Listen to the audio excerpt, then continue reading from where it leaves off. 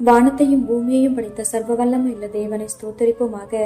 இரவு முழுவதும் கண்ணின் மணி போல பாதுகாத்து இந்த புதிய நாளை காணும்படியாக அக்டோபர் 17ஆம் தேதிக்குள்ளாக நம்ம வழி நடத்தி வந்த தேவனுக்கு நன்றி செலுத்துவோமா? பரிசுத்தமுள்ள எங்கள் நல்ல தகப்பனை நம்ம ஸ்தோத்தரிக்கிறோம், துதிக்கிறோம் ராஜா. இந்த காலை நேரத்திலும் உம்மை நோக்கி பார்க்கக்கூடிய கிருபை கொடுத்ததற்காக நன்றி தகப்பனே.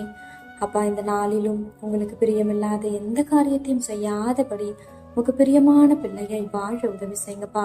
இந்த நாளிலும் நீங்கள் தேவைகள் எல்லாவற்றையும் சந்தித்து நாங்கள் சோர்ந்து போகாதபடி உங்களுடைய வார்த்தை கொண்டு எங்களை குணப்படுத்துவீராக.